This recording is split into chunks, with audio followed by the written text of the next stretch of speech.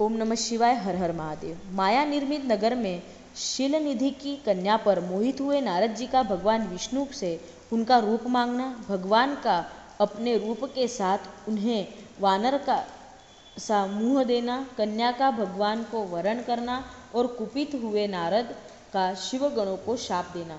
सूत जी कहते हैं, महर्षियों, जब नारद मुनि इच्छानुसार वहां से चले गए तब भगवान शिव की इच्छा से माया विशारद श्री हरि ने तत्काल अपनी माया प्रकट की। उन्होंने मुनि मार्ग में एक विशाल नगरी की रचना की जिसका विस्तार 100 योजन था।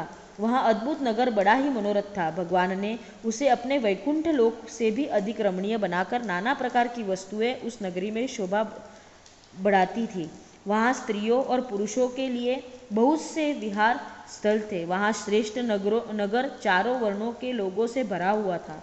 वहाँ शीलनिधि नामक ऐश्वर्यशाली राजा राज्य करते थे। वे अपने पुत्री का स्वयंवर करने के लिए उद्यत थे, अतः उन्होंने महान उत्सव का आयोजन किया।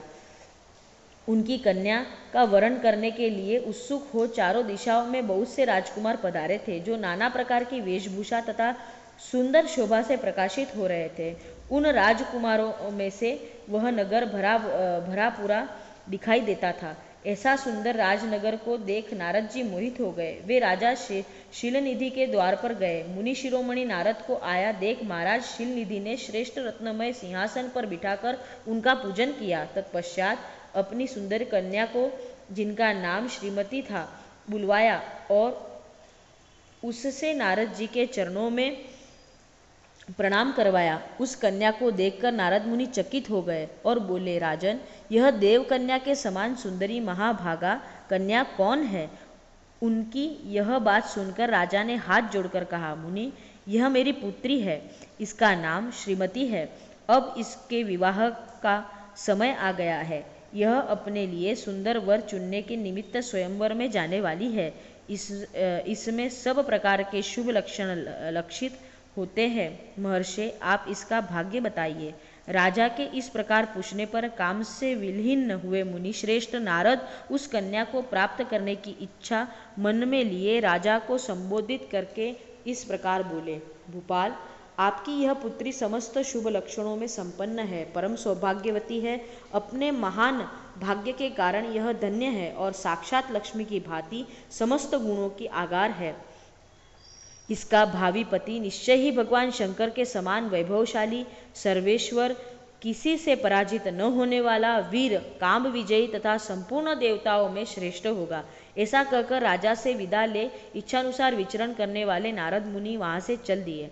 वे काम के वशीभूत हो गए थे। शिव की माया ने उन्हें विशेष मोह में डाल दिया था।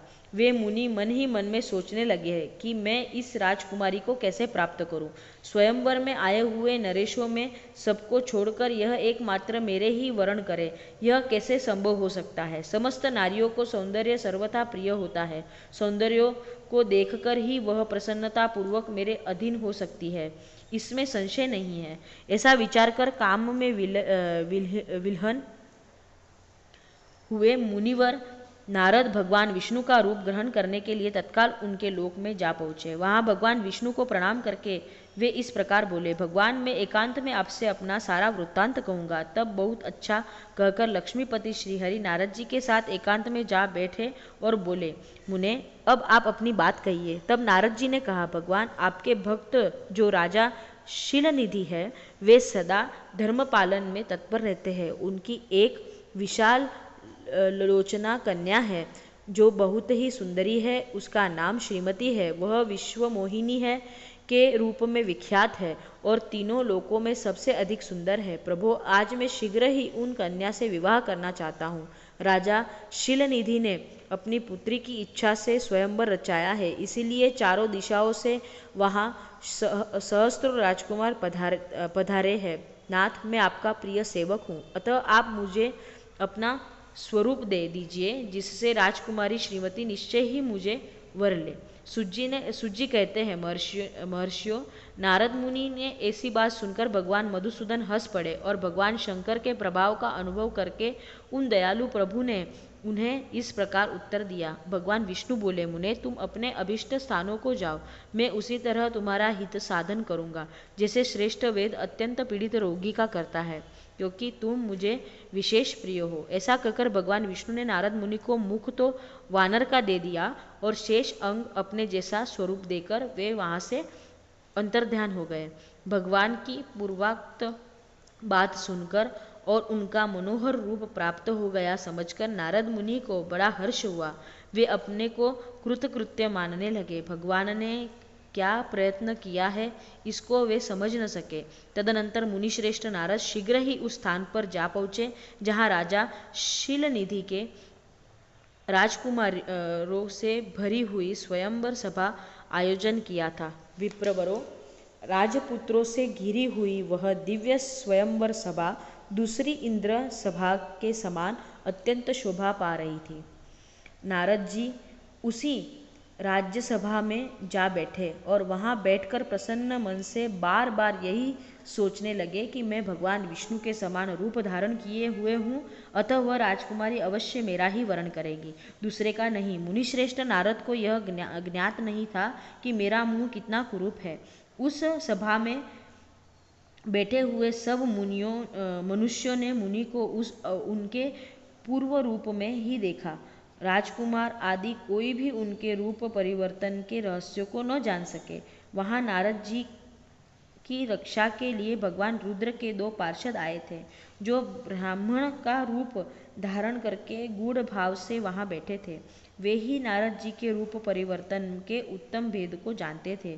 मुनि को कामावेश में मूढ़ हुआ जान वे दोनों पार्षद उनके निकट गए और आपस में बातचीत करते हुए उनकी हंसी उड़ाने लगे, परंतु मुनि तो काम से विलीन हो रहे थे, अतः उन्होंने उनकी यथार्थ बात भी अनसुनी कर दी।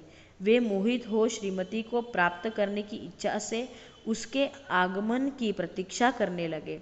इसी बीच में वह सुंदरी राजकन्या स्त्रियों से घिरी हुई अंतःपुर से वहां आई। उसने अपने हाथों में सोने की एक सुंदर माला ले रखी थी।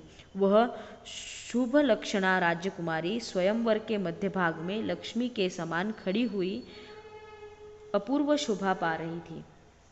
उत्तम व्रत का पालन करने वाली वह भूप कन्या माला हाथ में लेकर अपने मन के अनुरूप वर का अन्वेषण करती हुई सारी सभा में भ्रमण करने लगी। नारद मुनि का भगवान विष्णु के समान शरीर और वानर जैसा मुंह देखकर वह कुपित हो गई और उनकी ओर दृष्टि हटाकर प्रसन्न मन से दूसरी ओर चली गई। स्वयंवर सभा में अपने मनोवांछित वर को न देखकर वह भयभीत हो गई। राजकुमारी उस सभा के भीतर चुपचाप खड़ी रह गई। उसने किसी के गले में जयमाला नहीं डाली। इतने में ही राजा के समान वेशभूषा धारण किए भगवान विष्णु वहां आ पहुंचे। किन्हीं दूसरे लोगों ने उनको वहां नहीं देखा, केवल उस कन्या ही की दृष्टि उन पर पड़ी। भगवान को देखते ही उस परम सुंदरी राजकुमारी का मुख प्रसन्नता से खिल उठा। उसने तत्काल ही उनके कंठ में वरमाला पहना दी। राजा का स्वरूप धारण करने वाली भगवान विष्णु उस राजकुमारी को साथ लेकर तुरंत अदृश्य हो गए और अपने धाम में जा पहुँचे। इधर सब राजकुमार श्रीमती की ओर से निराश हो गए। नारद मुनि तो कामवेदना से आतुर हो रहे थे, इसीलिए वे अत्यंत विलीन हो उठे। तब वे दोनों विप्ररूपधारी ज्ञान विशारद रुद्रगण काम विलीन नारद जी से उसी क्षण बोले। रुद्रगणों ने कहा, हे नारद, हे मुने, तुम व्यर्थ ही काम में मोहित हो रहे हो और सौंदर्य के बल से राजकुमारी को पाना चाहते हो। अपना वानर के समान द्रुणित मुंह तो देख लो। सूत जी कहते हैं, महर्षियों, उस रुद्रगणों का यह वचन सुनकर नारद जी को बड़ा विस्मय हुआ। वे शिव की माया से मोहित थे। उन्होंने दर्पण में अपना मुंह देखा। वानर के समान अपना मुंह देख वे तुरंत ही क्रोध से जल उठे और माया से मोहित होने के कारण उन दोनों शिवगणों को वहां शाप देते हुए बोले, अरे तुम दोनों ने मुझ ब्राह्मण का उपहास किया है, अतः तुम ब्राह्मण के वीर्य से उत्पन्न राक्षस हो जाओ। ब्राह्मण की संतान होने पर भी तुम्हारे आकार राक्षस के समान ही होंगे। इस प्रकार अपने लिए शाप सुनकर वे दोनों ज्ञानी शिरोमणि शिवगण मुनि को मोहित जानकर कुछ नहीं बोले।